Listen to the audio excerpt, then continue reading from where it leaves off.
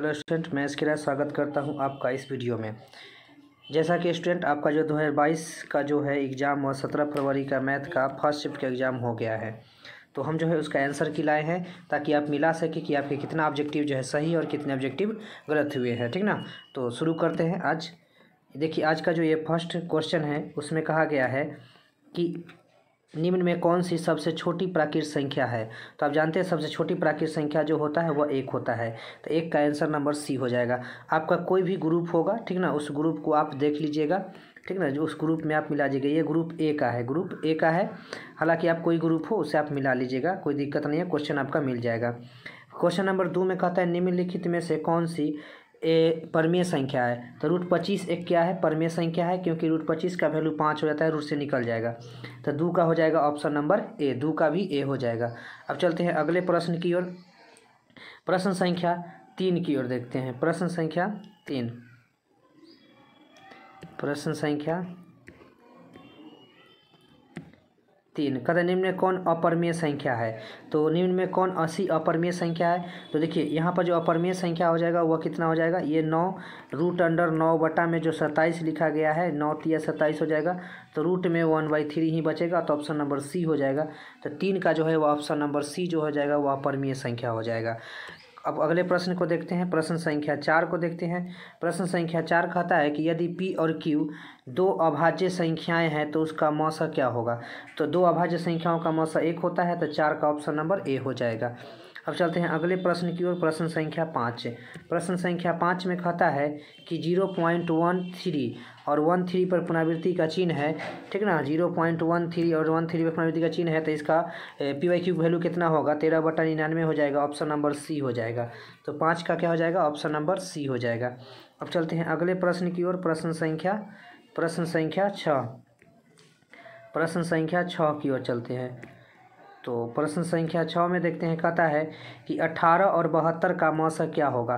तो 18 और 72 का मौसा कितना हो जाएगा। तो 18 और 18 के टेबल में देखिए 72 आता है, इसका मतलब इसका जो मौसा हो जाएगा वह कितना हो जाएगा, 18 ही हो जाएगा, ठीक ना। तो 6 का भी क्या हो जाएगा, ए हो जाएगा। अगला 7 का देखते हैं, क्वेश्चन नंबर 7 देखते हैं। क्वेश्चन नंबर 7 कहता है कि रूट 12 का परमेयकरण गुणांक क्या होगा। जैसा कि देखिए स्टूडेंट, यदि आप हमारा वीडियो देखे होंगे ऑब्जेक्टिव वाला, तो उसमें हम बताए थे कि परमेयकरण जो है आपसे प्रश्न पूछा जाएगा। तो ये सब चीज़ देखिए वही क्वेश्चन सब आया है जिसने हमने जो कि हमने आपको बताया था वीडियो में। तो यहाँ पर रूट 12 का परमेयकरण पूछा जा रहा है। रूट 12 को आप क्या लिख सकते हैं, 2 रूट 3 लिख सकते हैं। क्या लिख सकते हैं, 2 रूट 3, 2 दूना 4 3 12 हो जाएगा। अब इस संख्या को परमेय संख्या रूप में लिखने के लिए कैसे गुना करना पड़ेगा, रूट 3 से। तो रूट 3 से गुना करने पर परमेय संख्या हो जाएगा। इसका मतलब इसका परमेयकरण गुणांक जो हो जाएगा वह कितना हो जाएगा, रूट 3 हो जाएगा। अब चलते हैं अगले प्रश्न की ओर। कहता है क्या जे P एक धनात्मक पूर्णांक है।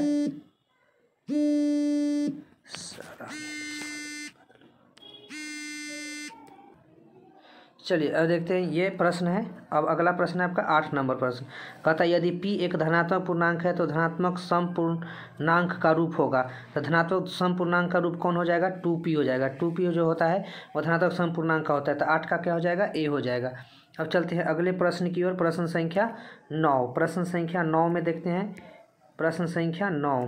प्रश्न संख्या 9 में कहता है निम्नलिखित का दशमलव प्रसार किसका दशमलव प्रसार शांत है। तो किसका दशमलव प्रसार शांत है, तो ये 17/81 अशांत हो जाएगा, और इस तरह से 16/41 भी 19/80 जो है यह क्या हो जाएगा, दशमलव प्रसार क्या हो जाएगा, शांत हो जाएगा।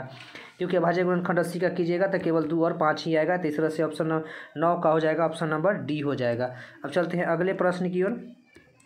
प्रश्न संख्या 10 में कहता है कि निम्नलिखित किसका दशमलव प्रसार शांत है, अशांत है। अब फिर क्या पूछ दिया, अशांत पूछ दिया गया। तो ये शांत हो जाएगा, और ये भी शांत, ये भी शांत, ये क्या हो जाएगा, अशांत हो जाएगा।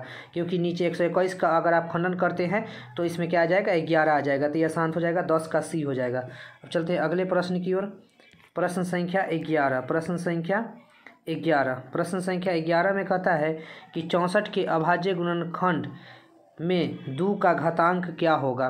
तो 64 के अभाज्य गुणनखंड में 2 का घातांक आपसे पूछा रहा है। 64 का अभाज्य गुणनखंड कर दीजिए। देखिए ये स्टूडेंट किए हुए हैं, 2 से लगाया 32 हो गया, 2 से हो गया 16, 2 से हो गया 8 और 2 से हो गया यहाँ पर देखिए स्टूडेंट गलत कर दिया, 2 से लगाया तो 4 होता, और फिर 2 से लगाता तब 2 हो जाता, ठीक ना। तो इस तरह से क्या हो जाता है 3 और 3 6, 2 के पावर 6 जो हो जाता है वह कितना हो जाता है 64।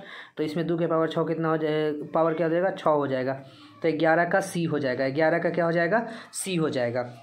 चलते अगले प्रश्न 12 नंबर प्रश्न में कहता है कि महत्तम समावर्तक गुने लघुत्तम समावर्तक बराबर क्या है, और वह संख्या है पी वाई क्यू। तो पी और क्यू, तो पी और क्यू के मौसा और लौसा का गुणनफल क्या होता है, उसी संख्या के गुणनफल के बराबर होता है पी गुने क्यू के। तो इसका आंसर ए हो जाएगा। तो इस 12 का ऑप्शन नंबर ए हो जाएगा। अब चलते हैं अगले प्रश्न की ओर। प्रश्न संख्या 13, प्रश्न संख्या 13 कहता है कि किसी द्विघात बहुपद की घात होती है। द्विघात बहुपद की घात जो होती है किसी बहुपद की घात होती है। तो किसी बहुपद की जो घात होती है वह एक कौन सी संख्या होती है, पूर्ण संख्या होती है, ठीक ना। बहुपद की घात जो होती है वह एक पूर्ण संख्या होती है। अब चलते अगले प्रश्न की ओर। प्रश्न संख्या 14, प्रश्न संख्या 14, इसमें कहा जा रहा है कि बहुपद ax² plus bx plus c बराबर 0 का आलेख होता है। तो ये देखिए द्विघात बहुपद है। द्विघात बहुपद का जो आलेख होता है, ज्यामितीय जो ग्राफीय निरूपण होता है वह क्या होता है, परवलय होता है। तो इस तरह से ऑप्शन नंबर बी हो जाएगा। 14 का ऑप्शन नंबर बी हो जाएगा। अब चलते अगले प्रश्न की ओर। प्रश्न संख्या 15, प्रश्न संख्या 15 कहता है कि शून्यक 2,8 वाले बहुपदों की संख्या है। तो शून्यक 2,8 वाले बहुपदों की संख्या, आपको बहुपद बताना है जिसके शून्यक कितना होना चाहिए, 2 और 8 होना चाहिए।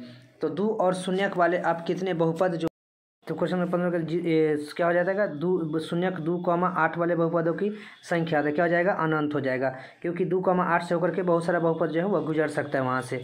अब चलते अगले प्रश्न की ओर। अगले प्रश्न है क्वेश्चन नंबर 16, प्रश्न संख्या 16, प्रश्न संख्या 16 में कहता है कि किसी द्विघात बहुपद शून्यक यदि 2 एवं 6 है तो द्विघात बहुपद होगा। तो द्विघात बहुपद क्या हो जाता है, x² हो जाता है माइनस अल्फा प्लस बीटा। तो 6 आदू कितना हो जाएगा 8x प्लस अल्फा बीटा हो जाता है। तो 6 दूना क्या हो जाएगा 12 हो जाएगा। तो x² माइनस 8x प्लस 12 हो जाएगा, ऑप्शन नंबर डी हो जाएगा। तो 16 का हो जाएगा ऑप्शन नंबर डी। अब चलते हैं अगले प्रश्न की ओर। प्रश्न संख्या 17 की ओर। प्रश्न संख्या 17 में कहता है कि द्विघात बहुपद y² प्लस 16y प्लस 55 के शून्यक हैं। तो यहाँ पर शून्यक आपको बताना है। तो इसको यदि आप खंडित कीजिएगा तो क्या क्या हो सकता है, तो y² प्लस 11 × 55 11 और 5 हो जाएगा। तो इसका जो दोनों शून्यक हो जाएंगे वह दोनों शून्यक क्या हो जाएंगे, तो y प्लस क्या हो जाएगा, एक हो जाएगा आपका y प्लस 5 हो जाएगा, और एक हो जाएगा y प्लस 11, ठीक ना। तो इस तरह से जो आपका हो जाएगा दोनों शून्यक माइनस में आ जाएंगे, दोनों शून्यक क्या आ जाएंगे, माइनस में आ जाएंगे। 17 का हो जाएगा ए। अब चलते हैं अगले प्रश्न की ओर। ये प्रश्न जो हम 17 नंबर है ये हम बताए थे आपको जब हम ये चीज़ क्वेश्चन बताए थे तब ऑब्जेक्टिव सीरीज में। अगले प्रश्न है क्वेश्चन नंबर 18 कहता है यदि द्विघात बहुपद इतना के शून्यक एक दूसरे के व्युत्क्रम है तो के का मान क्या होगा। हम ये भी बताए थे कि जब एक दूसरे के व्युत्क्रम होता है तो शून्यकों का गुणनफल जो होता है अल्फा इंटू बीटा वह 1 होता है, और जब गुणनफल इसका 1 हो जाएगा मतलब कि क्या हो जाएगा, गुणनफल बराबर होता है c/a। सी की जगह पर कितना है -k बटा में a के जगह पर कितना है 2 है, बराबर हो जाएगा 1 तक k की वैल्यू हो जाएगा -2। तो इस तरह से ऑप्शन नंबर बी जो है इसका आंसर हो जाएगा। तो इस तरह से ये जो 18 नंबर प्रश्न का ऑप्शन नंबर बी हो जाएगा। अब चलते हैं अगले प्रश्न की ओर। प्रश्न संख्या 19, प्रश्न संख्या 19 में कहा जा रहा है कि यदि px बराबर x² प्लस 5x माइनस 12 तो P1 का मान क्या होगा। तो P1 का मतलब जहाँ जहाँ x है वहाँ 1 डाल दीजिए। तो यहाँ पर देखिए 1 का स्क्वायर क्या हो जाएगा 1 प्लस 5 गुने 1 5 और -12। तो 6 - 12 बराबर क्या हो जाएगा -6 हो जाएगा। तो ये ऑप्शन नंबर सी जो है ये आपका आंसर हो जाएगा 19 का। अब चलते हैं अगले प्रश्न की ओर। प्रश्न संख्या 20, प्रश्न संख्या 20, प्रश्न संख्या 20 में कहता है कि युग्म समीकरण 2x प्लस 4y बराबर 3 और 12x प्लस 6x बराबर सबका हल क्या है। देखिए ये हो जाए 2/12 हो जाएगा, पहला है 2/12, ठीक ना। फिर है आपका कितना 4/6। तो एक सेकेंड यहाँ पर देखिए ये चेंज कर दिया गया है, यही चीज़ देखिए यहाँ पर आपको अब ध्यान देना होगा। देखिए ये समीकरण में चेंज कर दिया गया है, पहले y दे दिया गया है तो इसमें x का गुणांक है 2, लेकिन इसमें x का गुणांक कितना है 6 है, इसमें y का गुणांक कितना है 4 है, और इसमें y का गुणांक कितना है 12 है। इसमें अचर पद कितना है -3, उधर जाकर लिखना पड़ेगा, और इधर इसमें क्या है 6 है, तो ये हो जाएगा 2 तिये 6 हो जाएगा, 4 तिये 12 हो जाएगा और 3 दूना 6 हो जाएगा। तो देखिए ये पहला दोनों बराबर है लेकिन बाद वाला बराबर नहीं है, तो A1 बटा में A2 बराबर B1 बटा B2 लेकिन बराबर नहीं है C1 बटा C2। इसका मतलब इसमें कोई हल नहीं होगा। तो ऑप्शन नंबर ए जो है आपका आंसर हो जाएगा, ऑप्शन नंबर ए, कोई हल नहीं, 20 का ए होगा। देखिए अधिकतर स्टूडेंट ये गलत किया होगा क्योंकि क्वेश्चन को ध्यान से नहीं देखा होगा, इस फेर में हड़बड़ी के फेर में जो है ये क्या हो गया होगा, गलत हो गया होगा। शायद ये स्टूडेंट भी देखिए गलत इसी कारण से एक हल बना दिया है। तो ऑप्शन नंबर 20 का ए होगा। अब चलते हैं अगले प्रश्न की ओर, प्रश्न संख्या 21। प्रश्न संख्या 21 में कहता है कि के किस मान के लिए समीकरण इतना और समपाती रेखाओं को प्रदर्शित करती है। तो समपाती रेखाएं कब होती है, जब अनंत हल होते हैं। तो सभी युग्म बराबर हो जाएंगे। जैसे x का गुणांक 1 है, इसमें 3 है, फिर उसमें y का गुणांक 2 है, इसमें y का गुणांक k है।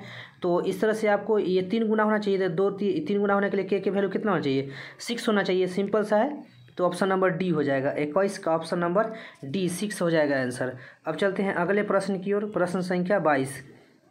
प्रश्न संख्या 22, प्रश्न संख्या 22 में आपको कहा था यदि A1 बटा में A2 बराबर B1 बटा B2 बराबर C1 बटा C2 समीकरण इतना का हल होगा। अब जब देख लीजिए, जब सभी बराबर है तो क्या हो जाएंगे, अनंत हल हो जाएंगे, अनगिनत हल हो जाएंगे। ऑप्शन नंबर सी, 22 का ऑप्शन नंबर सी हो जाएगा। तो ये समझ गए होंगे। अब चलते हैं अगले प्रश्न की ओर, प्रश्न संख्या 23। और जैसा कि देखिए जितना भी प्रश्न आ रहा है ये सभी प्रश्न हम आपको ऑलरेडी बता चुके हैं, ठीक ना। निम्नलिखित में कौन सा द्विघात समीकरण है। तो देखिए यहाँ पर x का पावर रूट आ गया है और अभी हम तुरंत पढ़े हैं कि बहुपद, क्वेश्चन पूछा हुआ था ना कि बहुपद का शून्यक होता है, तभी हम तुरंत बताए थे पूर्ण संख्या, ऑप्शन नंबर सी बताए थे। तो इस तरह से ये नहीं होगा बहुपद। और इसमें देखिए ये भी बटा में जाएगा तो ऊपर जाकर माइनस में चला जाएगा, तो इस तरह से ये भी नहीं होगा। सॉरी द्विघात समीकरण, तो ये तो पावर 4 हो जाएगा, तो ये भी नहीं होगा। और फिर इसके बाद यहाँ पर देखते हैं, पहले इसको देख लेते हैं। यदि इसको देखेंगे तो इसको भी एक्स स्क्वायर को हल कीजिएगा तो एक्स स्क्वायर 4 हो जाएगा, तो ये भी नहीं होगा। तो ऑप्शन नंबर सी जो है आपका आंसर हो जाएगा। तो 23 का हो जाएगा आपका ऑप्शन नंबर सी। अब चलते हैं अगले प्रश्न को, प्रश्न संख्या 24 देखिए। प्रश्न संख्या 24 कहता है कि निम्न में कौन सा द्विघात समीकरण नहीं है। निम्न में कौन सा द्विघात समीकरण नहीं है। तो यहाँ पर देखना है कि कौन सा द्विघात समीकरण नहीं है। तो यहाँ पर देखिए कि ये जो आपको दिखाई दे रहा है ये, इसमें आपका द्विघात समीकरण है। फिर इसमें आप देखिएगा तो इसमें भी आपका ये जो हो जाएगा ये द्विघात समीकरण है। और यहाँ पर जब हम बनाएंगे तो यहाँ पर भी आपका ये द्विघात समीकरण होगा। बट यहाँ पर यदि आप देखते हैं तो यहाँ पर पावर 4 हो जाएगा, ये द्विघात समीकरण नहीं है। मतलब कि ऑप्शन नंबर डी जो है 24 का ऑप्शन नंबर डी हो जाएगा आपका आंसर। चलते हैं अगले प्रश्न की ओर, प्रश्न संख्या 25। प्रश्न संख्या 25 में कहता है कि यदि द्विघात समीकरण 2x square minus px plus p बराबर 0 का मूल समान हो तो p का मान क्या होगा। अब देखिए मूल समान कब होता है, जब बी स्क्वायर बराबर होता है 4ac, मतलब बी स्क्वायर माइनस 4ac बराबर 0 होता है। तो बी स्क्वायर बराबर 4ac और b के जगह पर क्या है माइनस p का स्क्वायर हो जाएगा p स्क्वायर बराबर हो जाएगा 4 और a की वैल्यू कितना है 2 और गुने c की वैल्यू कितना है आपका p है। तो इस तरह से एगो p से ये जो p कट जाएगा तो p की वैल्यू कितना हो जाएगा 4 दूनी 8 हो जाएगा। तो p की वैल्यू कितना हो जाएगा 8 हो जाएगा। यहाँ पर एक चीज़ और आप देख सकते हैं, तो p की वैल्यू कितना हो जाएगा आपका 8 हो जाएगा। तो ये जो आपका ऑप्शन नंबर क्या है 8 हो जाएगा। अब यहाँ पर एक चीज़ और देखिए क्या कहा जा रहा है कि मूल समान हो तो p का मान क्या होगा। p का वैल्यू देखिए 0 भी दे ले, लेकिन जैसे ही p 0 देंगे सारा बात क्या हो जाएगा ख़त्म हो जाएगा और ये p 0 हो जाएगा। तो इस तरह से 2x स्क्वायर ही केवल बचेगा और 2x स्क्वायर बराबर 0 हो जाएगा। तो x की वैल्यू दोनों जो होगा सब 0 0 ही होगा। तो इस तरह से 0 भी हो सकता है। तो ऑप्शन नंबर सी जो है आपका आंसर हो जाएगा, 25 का आपका ऑप्शन नंबर सी होगा। अब चलते हैं अगले प्रश्न की ओर, प्रश्न संख्या 26। प्रश्न संख्या 26 में कहता है यदि समीकरण एक्स स्क्वायर माइनस के एक्स प्लस 4 बराबर 0 कोई मूल वास्तविक नहीं हो तो k का मान क्या होगा। कोई मूल वास्तविक नहीं है, मतलब कि बी स्क्वायर जो है वह क्या है लेस देन 4ac होगा, क्योंकि इसका वैल्यू कौन सी चाहिए बी स्क्वायर माइनस 4ac 0 से छोटा होना चाहिए। तो बी स्क्वायर जो है लेस देन 4ac होना चाहिए। तो यहाँ पर बी स्क्वायर की जगह b की जगह पर क्या हो जाएगा माइनस k का स्क्वायर हो जाएगा k square less than 4ac। a की वैल्यू कितना है आपका 1 है और c की वैल्यू कितना है तो c की वैल्यू 4 है। तो ये हो जाएगा k स्क्वायर लेस देन 16। तो k स्क्वायर लेस देन 16, या फिर हम कह सकते हैं कि k स्क्वायर और उधर ले जाते हैं तो ये क्या आ जाएगा, प्लस माइनस में आ जाएगा। तो क्या हो जाएगा, प्लस माइनस में आपका आ जाएगा। तो के स्क्वायर जो हो जाना चाहिए वह छोटा होना चाहिए किससे, के स्क्वायर। तो यहाँ पर छोटा हो जाएगा 4 से, किससे हो जाएगा, 4 से छोटा हो जाएगा के स्क्वायर। या फिर हम यहाँ बोल सकते हैं -4 भी, देखिए -1 का स्क्वायर -2 का स्क्वायर ये भी हो सकता है। तो ऑप्शन नंबर सी हो जाएगा, जो -4 से जो है वह बड़ा होना चाहिए, मतलब -4 से बड़ा, -3 -2 ये सब होना चाहिए, और ये 4 से छोटा होना चाहिए। तो ऑप्शन नंबर सी हो जाएगा 26 का, ऑप्शन नंबर सी। अब चलते हैं अगले प्रश्न की ओर, प्रश्न संख्या 27। प्रश्न संख्या 27 को देखते हैं। प्रश्न संख्या 27, प्रश्न संख्या 27 में कहता है यदि अल्फा और बीटा द्विघात समीकरण इतना के मूल हो तो अल्फा प्लस बीटा -√3 क्या होगा। तो अल्फा प्लस बीटा क्या होता है, -b/a होता है, -b/a। तो माइनस, और ये माइनस के b के जगह पर कितना है, -3√3 और ये माइनस माइनस क्या हो जाएगा, प्लस हो जाएगा, बटा में -b/a होता है, a की वैल्यू कितना है 1 और -√3। तो ये क्या हो जाएगा, 3√3 में से √3 को घट जाएगा तो बचेगा 2√3, तो 2√3 हो जाएगा, ऑप्शन नंबर सी हो जाएगा। तो 27 का ऑप्शन नंबर सी हो जाएगा। अब चलते हैं अगले प्रश्न की ओर, प्रश्न संख्या 28। प्रश्न संख्या 28 में देखते हैं क्या कहता है। तो प्रश्न संख्या 28 में कहता है समांतर श्रेणी 3, 7, 11 और चौका 14वां पद क्या होगा। 14वां पद मतलब कि a प्लस कै गो डी हो जाएगा, 13 गो डी।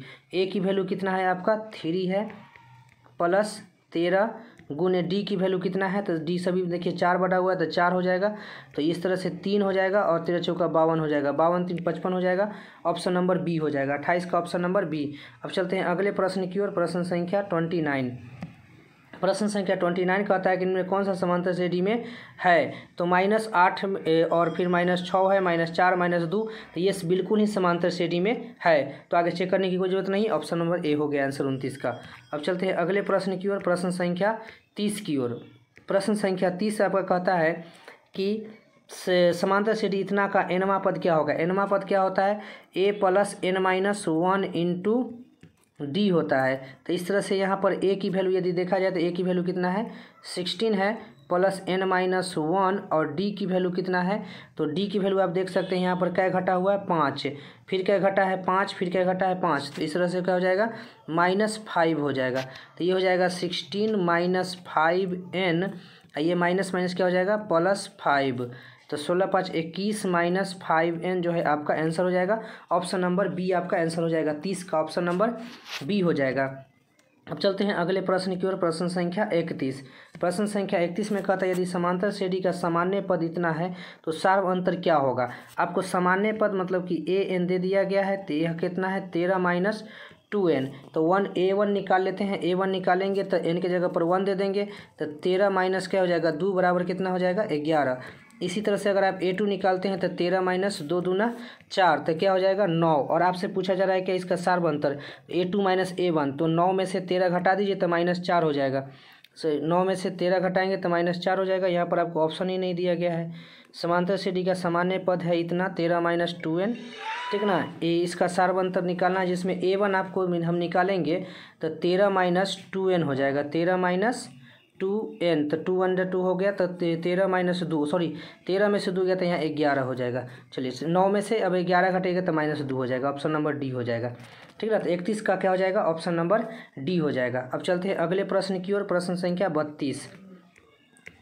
प्रश्न संख्या 32, प्रश्न संख्या 32 में देखिए क्या कहता है समांतर श्रेणी इतना का कौन सा पद 0 है। कौन सा पद 0 है, तो an क्या है 0 है, an की मान क्या होता है a प्लस, तो 126 + n-1, n नहीं मालूम है, बट डी की वैल्यू मालूम है, कितना घट रहा है 6, तो -6 बराबर क्या होना चाहिए 0। इस तरह से ये जो n-1 हो जाएगा आपका वह हो जाएगा कितना -126 बटा में -6, ये कट जाएगा और ये 21 से कट जाएगा। तो इस तरह से n की वैल्यू हो जाएगा 21 और 1 22, n की वैल्यू कितना हो जाएगा 22, ऑप्शन नंबर सी जो है 32 का सी हो जाएगा। अब चलते हैं अगले प्रश्न की ओर, प्रश्न संख्या 33 की ओर। प्रश्न संख्या 33, प्रश्न संख्या 33 में कहता है कि एक समकोण त्रिभुज ABC में, एक समकोण त्रिभुज है आपका ABC, AB है आपका 12, कोण B आपका 90 दे दिया गया है, तो ये A हो जाएगा, ये C हो जाएगा। इसमें AB दिया गया है 12, AB दिया गया है 12, BC दिया गया है 5 और AC दिया गया है 13। तो साइन यहाँ पर क्वेश्चन कटा हुआ है, ठीक है ना। साइन किसका वैल्यू पूछा जा रहा है, ये क्वेश्चन कटा हुआ है। अब ये क्वेश्चन आपको हमको देखना पड़ेगा, ठीक है। ऐसे आप लोग आगे देखते हैं, यहाँ पर देखिए एक सेकेंड, इंग्लिश वाले में भी आपका क्वेश्चन जो है वह कटा हुआ है, ठीक है ना। सही से फोटो नहीं आने के कारण जो है ये क्वेश्चन कटा हुआ है, ठीक है ना। तो आप देख लीजिएगा साइन क्या पूछा गया है, यदि आपसे कोई वैल्यू पूछा गया होगा ये, तो ऐसे आप देखिए, हमने ये आपको बता दिया कि ये 90 डिग्री है, और ये आपको दिया गया है ए बी 12 हो गया, ये बी हो गया, ये ए हो गया, ये सी हो गया, ये 5 हो गया, ये 13 हो गया। तो साइन कुछ भी, अगर साइन ए मान लीजिए पूछा होगा तो साइन ए बराबर कितना हो जाएगा, लंब बटा आधार होता है ना, तो 5/12 हो जाएगा। तो साइन ए पूछेगा तो ही हो जाएगा। लेकिन यदि मान लीजिए साइन सी पूछा होगा, तो साइन सी पूछेगा तो लंब बटा कौन, लंब बटा आधार हो जाएगा, तो लंब 12/5 हो जाएगा। तो इस हिसाब से 12/5 इसमें ऑप्शन ही नहीं है, तो मतलब साइन ए पूछा होगा, ठीक है ना। तो ये आप समझ गए होंगे। अब चलते हैं अगले प्रश्न की ओर, प्रश्न संख्या 34। प्रश्न संख्या 34 में कहता है कि कॉस थीटा बराबर है पी, तो टैन थीटा का मान क्या होगा। देखिए टैन थीटा बराबर क्या होता है, साइन थीटा बटा में कॉस थीटा होता है ना। अब हमको सबको कॉस थीटा में चेंज कर देना है, तो साइन थीटा बराबर √1 माइनस कॉस स्क्वायर थीटा बटा में क्या हो जाएगा, कॉस थीटा। इस तरह से कॉस की जगह पर पी रख दीजिए, तो 1 माइनस √1 माइनस पी स्क्वायर बटा में पी, तो √1 माइनस पी स्क्वायर बटा में पी, आपका ऑप्शन नंबर जो है ए आंसर हो जाएगा, 34 का ए हो जाएगा। अब चलते हैं अगले प्रश्न की ओर, प्रश्न संख्या 35 की ओर। प्रश्न संख्या 35, प्रश्न संख्या 35 में कहा जा रहा है कि 1 बटा में साइन थीटा क्या होता है, कॉसेक थीटा, बी सही है इसका, बिल्कुल 35 का जो बी जो है वह सही जवाब है। उसके बाद 36 का देखते हैं, sec B into cos B, तो sec theta into cos theta का वैल्यू 1 होता है, तो ऑप्शन नंबर डी हो जाएगा। 36 का जो है आपका ऑप्शन नंबर डी हो जाएगा। आगे है आपका कॉट थीटा बराबर दिया गया है 1/√3, कॉट थीटा बराबर दिया गया 1/√3, और कॉट कैट डी का वैल्यू जो 1/√3 होता है, तो कॉट 30 का वैल्यू जो होता है वह 1/√3 होता है। तो आपसे सेक थीटा मतलब कि सेक 30 का वैल्यू पूछा जा रहा है, तो सेक 30 का वैल्यू कितना हो जाएगा, 2 सेक 30 का वैल्यू पूछा जा रहा है, तो सेक 30 का वैल्यू क्या हो जाएगा, 2 हो जाएगा। तो सेक 30 सॉरी 2 नहीं होगा, यहाँ पर देखिए ध्यान से एक सेकेंड, कॉट थीटा बराबर आपको दिया गया है 1/√3, और कॉट थीटा कितना का वैल्यू आपका 1/√3 हो जाता है। तो कॉट 30 का नहीं होता है, कॉट 60 का होता है ना, कॉट 60 का वैल्यू जो होता है 1/√3 हो जाता है। तो इस तरह से सेक 60 निकालना होगा, तो सेक 60 का जो वैल्यू हो जाएगा वह 2 हो जाएगा, ऑप्शन नंबर सी, 37 का ऑप्शन नंबर सी हो जाएगा। अब चलते हैं अगले प्रश्न की ओर, प्रश्न संख्या 38, प्रश्न संख्या 38। तो प्रश्न संख्या 38 में कहा गया है, यहाँ पर देखते हैं प्रश्न संख्या 38 को, a बराबर 45 है, तो sign A plus cos A कितना होगा। तो साइन 45 की वैल्यू 1/√2 और कॉस 45 की वैल्यू 1/√2, तो 1 क्या हो जाएगा, 2/√2 हो जाएगा। एलसीएम लेने के बाद आप बनाइएगा, ये कट कर क्या हो जाएगा, √2 हो जाएगा, कितना हो जाएगा, √2। तो इस तरह से आपका ऑप्शन नंबर ए जो है 38 का आंसर हो जाएगा। अब चलते हैं अगले प्रश्न की ओर, प्रश्न संख्या 39, ठीक है ना। प्रश्न संख्या 39 में कहता है कि 2 साइन ए बराबर है 2, तो ए का मान क्या होगा। अब देखिए साइन कै का मान 1 होगा, 2 गुने 1 करेंगे तभी ना 2 होगा, तो उतना ही आने के लिए इसका वैल्यू 1 होना चाहिए, मतलब कि साइन अल्फा की वैल्यू कितना हो जाए 1, और साइन कै का वैल्यू 1 होता है, साइन 90 का वैल्यू 1 होता है, तो ऑप्शन नंबर क्या हो जाएगा, डी हो जाएगा। 39 का ऑप्शन नंबर डी हो जाएगा आंसर, ठीक ना, 90 डिग्री, एकदम ध्यान रखना है। चलिए अगले प्रश्न की ओर चलते हैं, प्रश्न संख्या 40 की ओर। प्रश्न संख्या 40 कहता है कि tan 21 डिग्री बटा में कॉट 69 डिग्री। आपको हम बताए थे कि ऐसे प्रश्न को ऊपर वाला को कॉट 69 में काट दीजिएगा बदल करके, और उसको काट देंगे तो 1 हो जाएगा। तो इस तरह से 40 का जो हो जाएगा ऑप्शन नंबर बी हो जाएगा, 40 का ऑप्शन नंबर बी हो जाएगा। अब चलते हैं अगले प्रश्न की ओर, प्रश्न संख्या 42, ठीक है ना।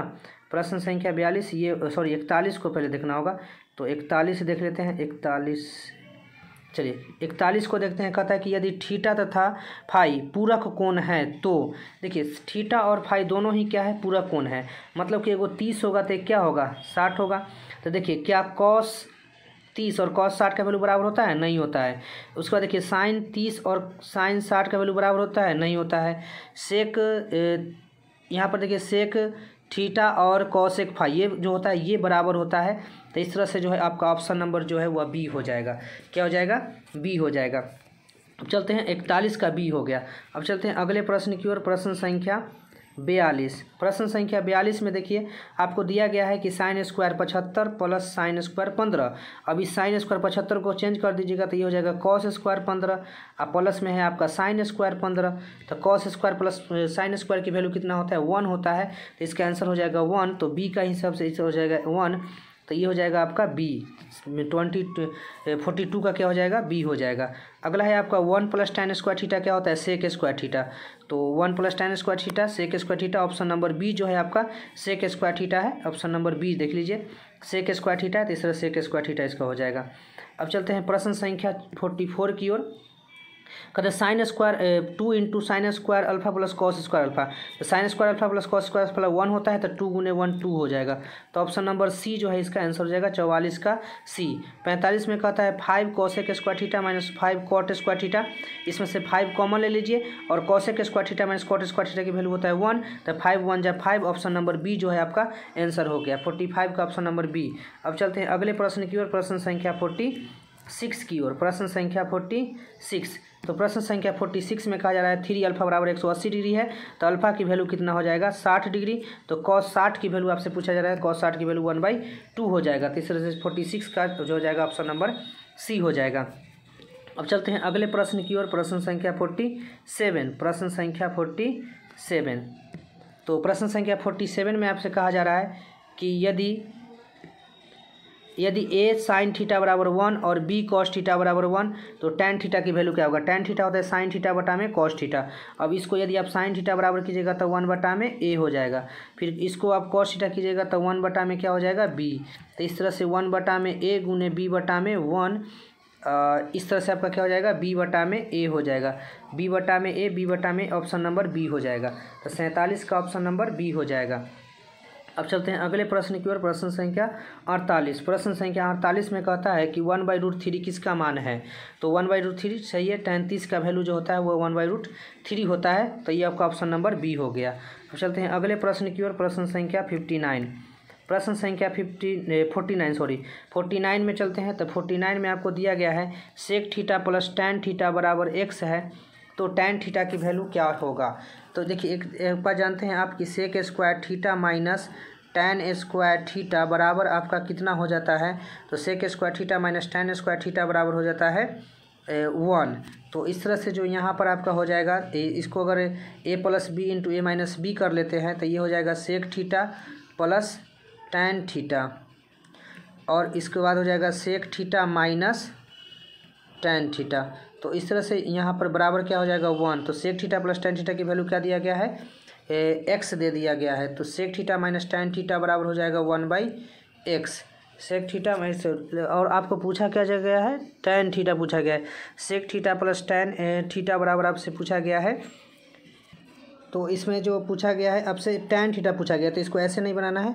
एक सेकेंड, इसको कैसे बना लेंगे। तो सेक थीटा बराबर कर देंगे आपका x माइनस tan थीटा। क्या कर लीजिएगा x माइनस tan थीटा, और दोनों तरफ वर्क कर लीजिएगा, ठीक ना। सेक थीटा बराबर आपका क्या हो जाएगा x माइनस tan थीटा, दोनों तरफ स्क्वायर कर दीजिएगा। ये हो जाएगा सेक स्क्वायर थीटा, इनमें से tan स्क्वायर थीटा माइनस में आ जाएगा। तो sec square theta minus tan square theta 1 हो जाता है, और उधर आपको 2 tan x रहेगा, ठीक ना। तो इस तरह से बना लीजिएगा। कैसे, ध्यान दीजिए, सेक थीटा बराबर कर लीजिएगा x माइनस tan थीटा, और उसके बाद दोनों तरफ स्क्वायर कर दीजिएगा, इधर भी और इधर भी। a square minus 2ab plus B square, और प्लस बी स्क्वायर को उन्हें ले जाइएगा। उसका बाद आपका वैल्यू आ जाएगा क्या, ऑप्शन नंबर बी आ जाएगा।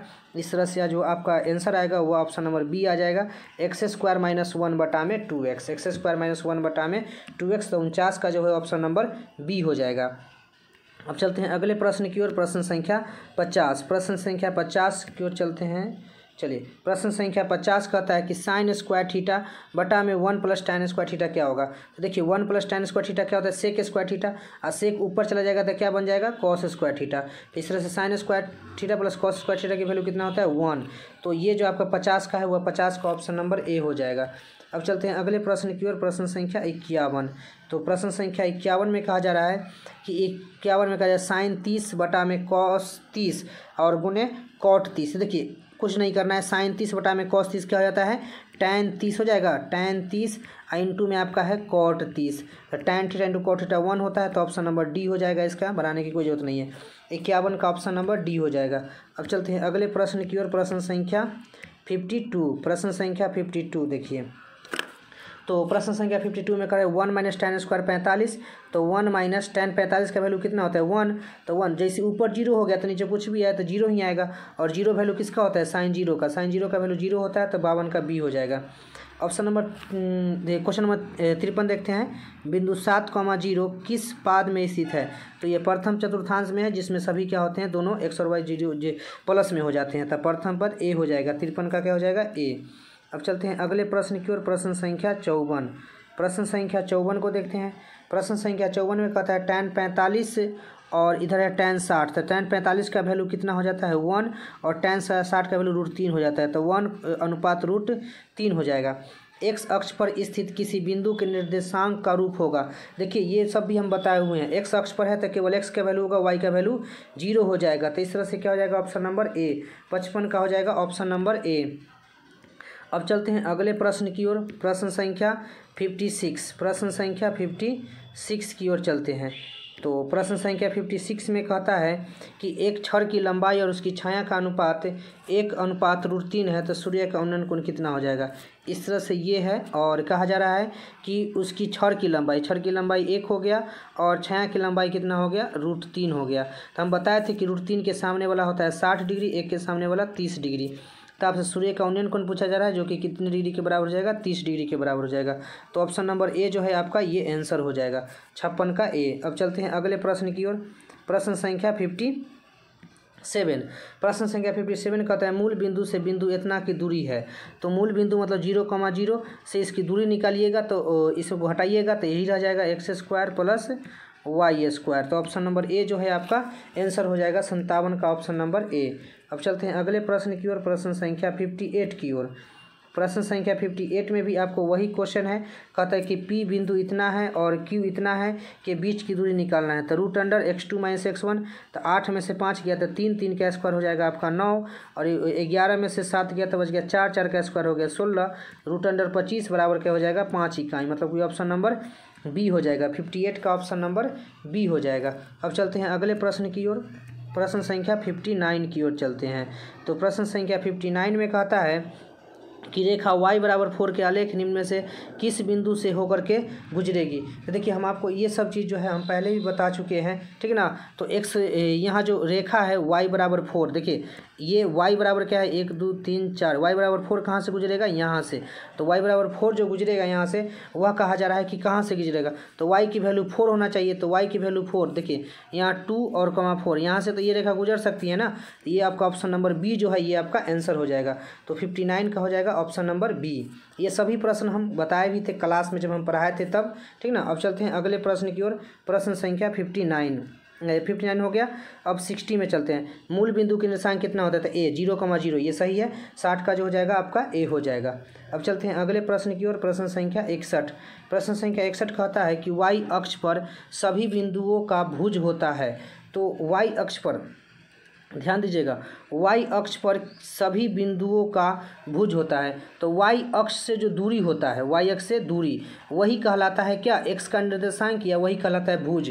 तो जब वाई अक्ष पर रहिएगा तो वाई अक्ष से दूरी क्या होगा 0, वाई अक्ष से दूरी क्या होगा 0, तो भुज की वैल्यू क्या हो जाएगा 0, क्या हो जाएगा 0, क्योंकि वाई, देखिए ध्यान दीजिएगा, वाई अक्ष पर सभी बिंदुओं का भुज होता है, तो वाई अक्ष है ये और इस पर सभी बिंदुओं का भुज होता है, तो भुज का मतलब होता है एक्स का निर्देशांक, और एक्स का निर्देशांक यहाँ पर ही एक्स का निर्देशांक क्या होगा, तो एक्स का निर्देशांक जो हो जाएगा वो एक्स का निर्देशांक 0 हो जाएगा, ठीक ना, तो इससे 0 ये सही है, ठीक ना, कोई दिक्कत नहीं है, 61 का ऑप्शन नंबर बी हो जाएगा। अब चलते हैं अगले प्रश्न की ओर, प्रश्न संख्या 62 की ओर। प्रश्न संख्या 62 कहता है कि समांतर श्रेणी इतना का सार्वंतर क्या होगा। सार्वंतर मतलब a2 - a1, 1/8 में से 0 घटा दीजिए तो 1/8 ही ना रहेगा, ऑप्शन नंबर ए हो जाएगा, तो 62 का ए हो जाएगा। अब चलते हैं अगले प्रश्न की ओर, प्रश्न संख्या 63। प्रश्न संख्या 63 में कहता है कि यदि समांतर श्रेणी का सामान्य पद इतना है तो इसका प्रथम पद क्या होगा। तो कुछ नहीं करना, n के जगह पर 1 डाल दीजिए, तो 5 1 जा 5, 5 - 7 तो -2 बच जाएगा। ऑप्शन नंबर डी हो जाएगा, 63 का ऑप्शन नंबर डी हो जाएगा। अब चलते हैं अगले प्रश्न की ओर, 64, प्रश्न संख्या 64, प्रश्न संख्या 64। इसमें कहा जा रहा है कि बिंदु इतना और इतना को मिलाने में रेखाखंड का मध्य बिंदु क्या होगा। मध्य बिंदु क्या होता है, x1 + x2 बटा में 2, तो -12 में 0 को जोड़ देते, -12 बटा 2 और कॉमा y1 + y2, 0 में -8 हट कर -8 बटा 2। इस तरह से ये कट करके क्या हो जाएगा, -6, -4 हो जाएगा। तो -6, -4 ऑप्शन नंबर बी हो जाएगा, 64 का ऑप्शन नंबर बी हो जाएगा। अब चलते हैं अगले प्रश्न की ओर, प्रश्न संख्या 65। प्रश्न संख्या 65 में कहता है कि त्रिभुज ABC के शीर्षों के निर्देशांक कितना है, तो उनके केंद्र का संख्या होगा x1 + x2 + x3 बटा में 3, और ये इस तरह से ऑप्शन नंबर डी जो है इसका आंसर हो जाएगा 65 का। अब चलते हैं अगले प्रश्न की ओर, प्रश्न संख्या 66। तो प्रश्न संख्या 66 में देखते हैं क्या पूछा गया है। तो प्रश्न संख्या 66 में है कि बिंदु इतना और इतना संरेख है तो के का मान क्या होगा। संरेख तभी होता है जब त्रिभुज का क्षेत्रफल जो होता है वह क्या हो जाता है, 0 हो जाता है। और त्रिभुज का क्षेत्रफल का फॉर्मूला जो होता है वह हम लोग लगा लेंगे, तो ये क्या हो जाएगा, 1/2 तो उधर जाकर 0 ही हो जाएगा, तो वो लगाने की कोई ज़रूरत नहीं है। x1 क्या हो जाता है 2, x1 इंटू ये हो जाता है x1 इंटू y2 - y3, तो y2 कितना है, तो y2 देख लीजिए k है, y2 - y3, k - 3 मतलब कि k प्लस क्या हो जाएगा 3 हो जाएगा, प्लस आपका x2 हो जाता है, x2 कितना है 4 into y3 - y1, y3 -y1, तो -3 और -3 कितना हो जाएगा, -6 हो जाएगा, प्लस x3 कितना हो जाएगा आपका, x3 है 6 और into y1 - y2, y1 - y2, 3 - k बराबर क्या हो जाएगा 0। तो इस तरह से आपका ये जो हो जाएगा, ये आपका कितना हो जाएगा 2k + 6 हो जाएगा, 2k प्लस कितना हो जाएगा 6 हो जाएगा, और ये हो जाएगा -24 और फिर कितना होगा +18 और ये माइनस हो जाएगा 6k बराबर क्या हो जाएगा 0। तो इस तरह से आपको देख लीजिए 18 और 6 24, तो ये भी कट जाएगा, 24 पूरा घट जाएगा, और ये हो जाएगा -4k बराबर 0, तो k बराबर क्या हो जाएगा 0। तो ऑप्शन नंबर डी जो है आपका आंसर हो जाएगा 66 का ऑप्शन नंबर डी 0 हो जाएगा। अब चलते हैं अगले प्रश्न की ओर, प्रश्न संख्या 67। प्रश्न संख्या 67 को देखते हैं। प्रश्न संख्या 67 कहते हैं यदि त्रिभुज के निर्देशांक कितना है तो इसका परिमाप होगा।